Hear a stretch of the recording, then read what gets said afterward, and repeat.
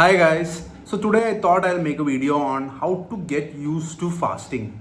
Like many of you tell me like I have a hard time getting into this intermittent fasting or even long-term fasting. So how do you transition from your normal diet or your normal eating patterns to a fasting? That is what I'll be discussing today. So one thing you understand is that fasting means you are not eating at all. That doesn't include fruits or coconut water and stuff like that. So fasting is complete restrictions from calories. That would be the true definition of fasting. So the first thing you need to do is like the most. You just need to take advantage of your sleep. What I mean by that is like. You don't feel hungry immediately after you get up. Nobody does, right? So take advantage of that fact. Try to like make your dinner, have your dinner a little early. Suppose you're having at 9:30, make it 8:30, or even better, you can make it at 7:30, right? So that way you are like getting 1.5 hour of extra fast. And suppose you are delaying your breakfast slightly, not just slightly. Suppose you're normally having at 9 o'clock, just make it 9:30 or push it up to 10. So you can get 1 hour there. So basically, from your normal eating pattern, you have got almost 2.5 hours extra of fasting. That will be the first step. Another important thing is to avoid snacking. Like let's be honest, your average person eats 5-6 times a day. That includes the chai biscuit, the fruits once in a while, just some snack and all that. So that is like 5 to 6 meals at least per day. So let's simplify that into 3 meals: just breakfast, lunch, and dinner. Okay. So in suppose you're having have this habit of drinking a tea in randomly in between.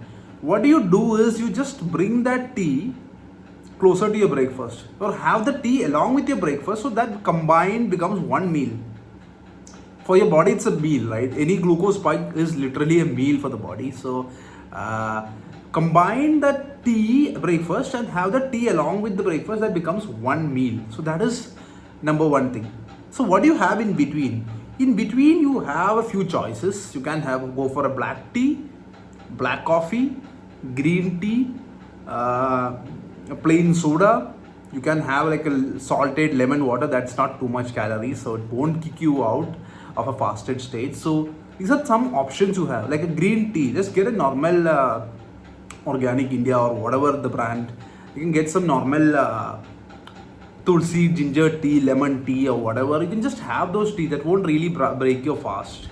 So the milk teas has to be with the meal. So that is one tip. The next important thing is what you eat during the fast. I mean during the eating window, and the constituents of the meal, right? That is very important. So you need to have protein at every single meal.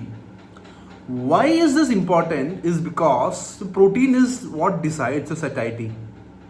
You might have heard about protein leverage hypothesis. I posted it, I don't know, a week back. So the idea is that protein is what dictates your satiety levels. Less protein, more hungry you are, and essentially your body is trying to gain, like body is trying to get protein, and in the process it's making you hungrier.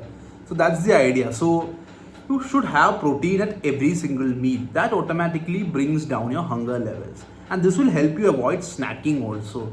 So first step, delay your breakfast, make your dinner earlier, get some extra fasting period. And second step, avoid snack. And third step, more protein in your meals. So what you can do next step, right? You can on the odd occasion, say 2 times a week or so, or three times a week or so, you can delay your breakfast even further. From 10 you can take it to 11 or 12, to the point that it becomes essentially your lunch. So lunch, breakfast, lunch together, brunch. That's one meal.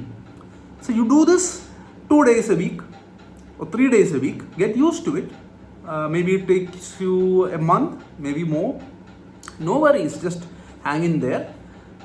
Make this a regular pattern to the point where you can completely switch into a 2 meals a day pattern where there's no breakfast.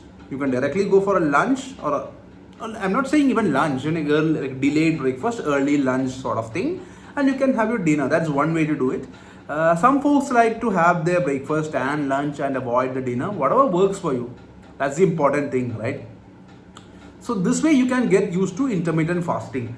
A 16-8 protocol is definitely good enough for most people.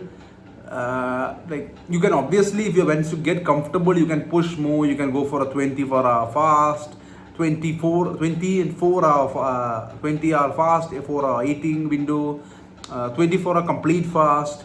That means like you're having dinner now and you're having the next meal for the tomorrow dinner.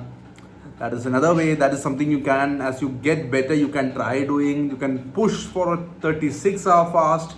If you're really good, you can go for even a 72-hour fast.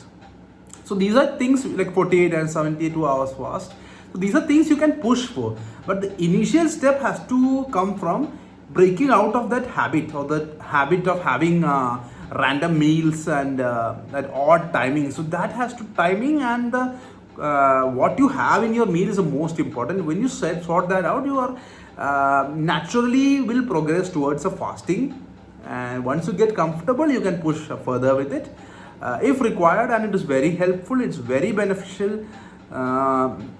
If you can push like at least a 36-hour fast once in 3 months or so, that would be great. Like you can kick your body into some state called autophagy, and it's really beneficial for your health. It recycles the old components, the damaged components, and you can really lose weight. You can really be energetic. You can be absolutely, you can get a cellular level overhaul. That's what I wanted to say. So it's a very, very useful thing. So definitely try with this progression. I'm just stressing on the key points again. Early dinner, late breakfast, no snacking, more protein. Just do this. Bring 3 meals into 2 meals. Go for it. You'll be able to do this. Bye.